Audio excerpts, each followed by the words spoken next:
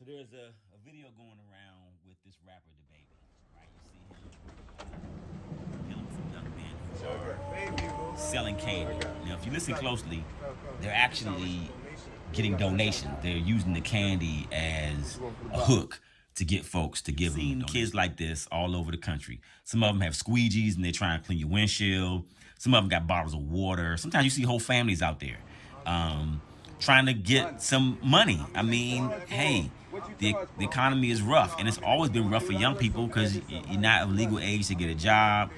Who knows what kind of responsibilities these young kids have? They may actually have to feed themselves. They could be actually feeding their sisters and brothers. They could be keeping the lights on in their house, right? And here comes this rapper with hundreds of thousands of diamonds on his neck, right? And an expensive outfit.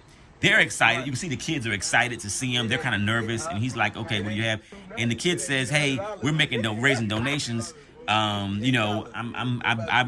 sometimes they get $400 a day from donations."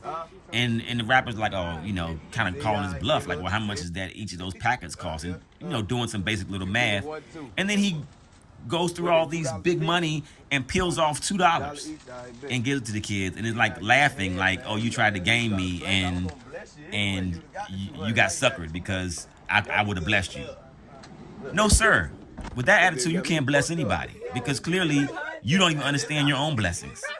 To play kids and to not even listen to what they were saying. They were saying they were raising donations. They weren't saying they were selling candy. You made it into a transactional thing. And here was a chance to be heart-centered and to be transformational. That's why we can't look to everybody for leadership because everybody's not a leader. Some of these folks just have access to resources, but they aren't leaders. And whatever he has access to, I wouldn't even call it a resource because he doesn't even know how to properly use it and apply it, right? These are young men, young boys who will be young men who may even look up to this person. And here's a chance to inspire them, but instead you ridicule them and put them on social media as though they tried to play you. And no, you played yourself. And this is a message to any of us out here. When people are on the street, when they're hustling, when they're grinding, when they're really trying to make something out of nothing, when they are really putting themselves in the most humble of positions, asking for support. If you don't have it, it's okay, don't give it. But if you have it, don't turn it into some kind of thing where they have to demean themselves to get something from you. Or you're not willing to listen to what the need really is. The need isn't for you to buy a packet of candy. The need is for you to give them $5. The need is for you to say, "Hey, shorty, take a break from that. Let me go buy you lunch so you don't have to be hungry while you out here getting your hustle on." Or, come to my workshop on, how to do some business online.